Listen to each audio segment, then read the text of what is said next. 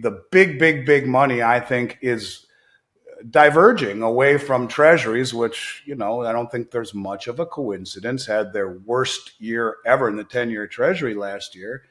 And at the same time, we see the central banks buying more gold than ever. In fact, this year, those numbers are up 14% year over year. And last year was the biggest year ever. The last 18 months is the most gold buying the central banks have ever done on record. So this is the beginning, as these types of investors, like the central banks, are always 3-4 steps ahead of the crowd. They know the playbook. They see where this is going. They're selling treasuries. They're buying precious metals. I think the world is shifting. The World Gold Council, the London-based market development organization for the global gold industry, has released its quarterly gold demand trends report for the third quarter of the year. Central bank demand was again one of the main and most important aspects of the report. According to the council, gold demand from central banks year-to-date is 14% ahead of the same period last year. Between January and September 2023, central banks bought a record 800 tons of gold, 14% more than the recorded demand for the same period in 2022. This shows that central banks, some of the most well-informed investors in the world with access to lots of information and huge capital, are charging on with their accumulation of gold and other precious metals. According to Andy Schectman, the president of Miles Franklin Precious Metals, the trend of central banks buying record amounts of gold is a huge deal, but an even bigger deal when you realize that the record gold purchase is supported by a record reduction in their holdings of US Treasury. Central banks like the People's Bank of China, one of the biggest foreigner holders of US Treasury bonds, are rapidly reducing their Treasury holding and consistently advocating for the end of the current unipolar global system. They want a world where the United States and the US dollar are not as influential or powerful, and other countries, regions, and currencies can share in the spotlight. According to Andy, and as evidenced by the increasing demand in metals and other commodities, these countries aren't just shifting away from the dollar, they are moving away from debt instruments and the West's over-leveraged system to gold and silver, assets which the world has collectively identified to the purest form of money and wealth for over 5,000 years. We will now bring you clips from Andy's recent interview with Commodity Culture.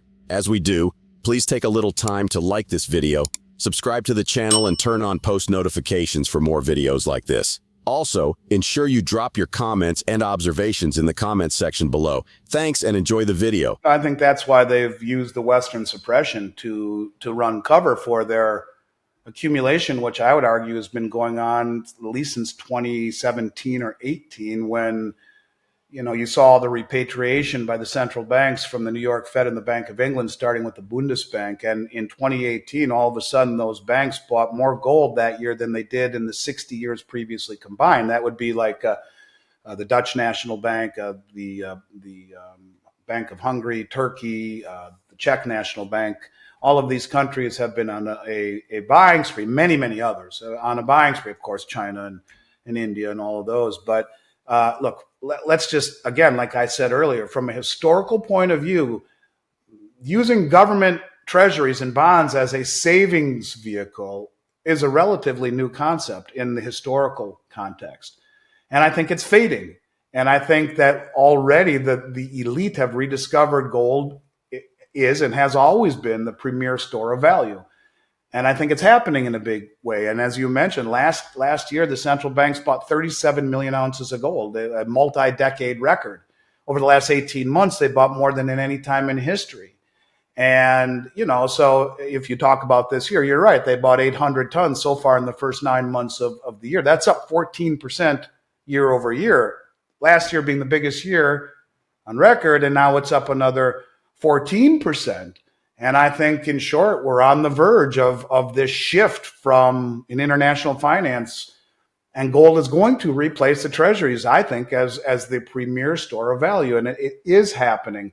And at the same time, these central banks not only have been voraciously accumulating it while using the suppression of the Western paper market to run cover, where you have 35 times leverage and you can short the market on paper and buy the physical without really the whole world jumping into it because of the price going to the moon and attracting attention. In fact, quite to the opposite. The counterintuitive price action and the suppression of the market has enabled these big players to front run what is ultimately going to happen. And I don't think we've begun to really see anything yet as far as that is concerned. These traders are always way, way, way ahead of the curve. And when it breaks when there just isn't any ability for the Western suppressed markets to suppress in a naked fashion. In other words, it will be far too dangerous to sell short. Let me say what I mean by naked. Right now in silver, as an example, there is 1,700% more paper contracts than there are bars backing those contracts. In other words, it's rehypothecated 17 times.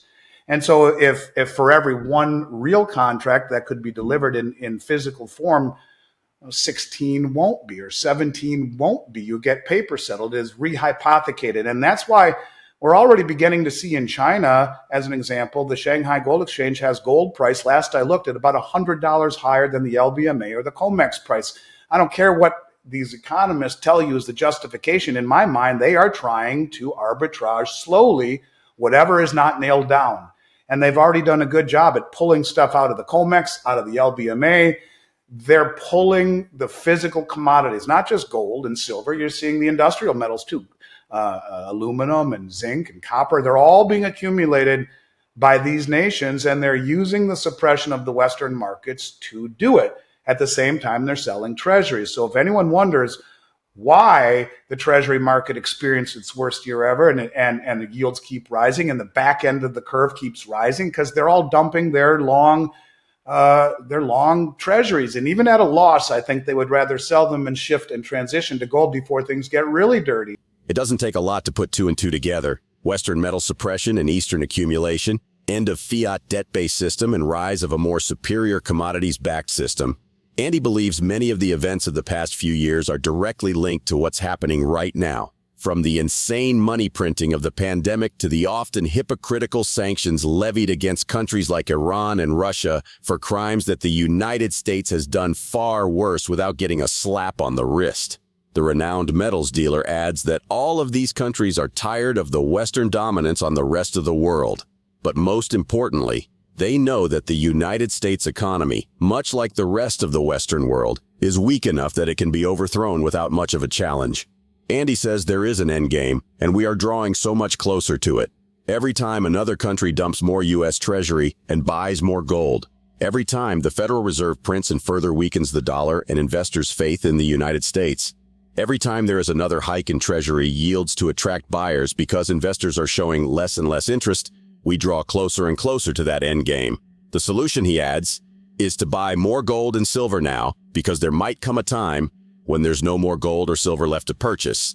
Let's get back to the interview. I think that what we will ultimately witness is a moment in time where the rehypothecated levered Western paper markets will enable the rest of the world to siphon everything out of the weak hands of the West, and it will all move eastward. And when all of the metal is there, or the majority of it, where the Western markets are rendered neutered or a scam because of their hypothecated model, then you will see other parts of the world establish a more reliable and credible benchmark, whether it be in Abu Dhabi or the Shanghai Gold Exchange or the Moscow Metals Exchange. It will be that portion of the world, those who have been accumulating it all, who produce it all, who understand what it really means.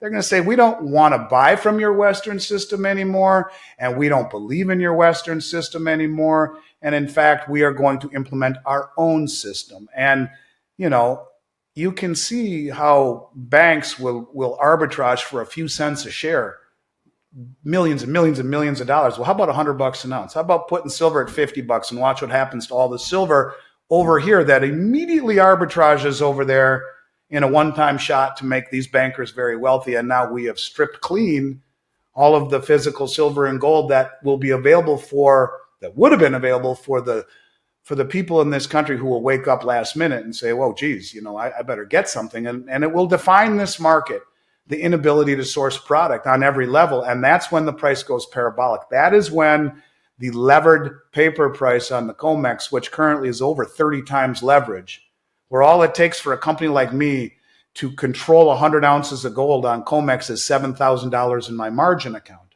Well, what if I have 500 million in my margin account like JP Morgan? Well, I can control 30 billion in gold futures. Do you think I can control the direction of the market or create a perception of reality? What if I'm told by the government, listen, we want you to do this. We want to, keep the bond market stable, keep the dollar stable. We need to accumulate some silver. We need it for all of these things. And we've sold most of our silver. So let's just, go ahead, short the hell out of it. You're not going to get in trouble, even though it's illegal, even though it's concentrated and we're telling you to do it. And violation of antitrust law or whatever it may be. Look, JP Morgan, when they paid this fine, well, what about JP Morgan? They got in trouble. Sure they did, right? They got 3 people in jail on very, very short jail sentences. They were brought up on RICO charges. No, they just got spoofing instead. They were fined $920 million. Well, that's the largest fine that the Treasury or that the Justice Department ever handed out at that time. Yes, it is, but their metals desk made $1 billion that year. They walk away up $80 million, and they're still allowed to be the custodian of the world's largest silver trust, amongst others, SLV. So when you talk about perhaps this is being kind of looked the other way by the authorities, allowing these banks to hold down the price of gold and silver because what it represents to a dollar and a bond market that are rehypothecated, that are showing the signs of fragility in the system, they've been able to do that for a long time. But the problem is when they started doing this, you didn't have half of the world with the wherewithal or the understanding or the demand to siphon all of these commodities at subsidized prices. Go ahead, suppress it. We're going to stand for delivery. So yes, it will ultimately be the defining characteristic of this market. Not only will it be much higher prices, it will be that the majority of what is available is on the other side of the globe and it ain't ever coming back. For at least a decade now, Western commercial banks and money managers have helped to spoof the precious metals market to keep prices down, which has helped discourage a majority of investors from investing in assets like gold and silver. But what happens when, as Andy describes, they are no longer in charge and can no longer suppress prices? The effect will be like that of a beach ball forcefully pressed into water. Then the force is suddenly removed. Prices are going to bounce hard. When that day comes, everyone is going to be scrambling to get their hands on some gold and silver, but there just might be nothing left to purchase. Please share your thoughts on Andy's interview and his description of the current state of the metals market in the comments section below.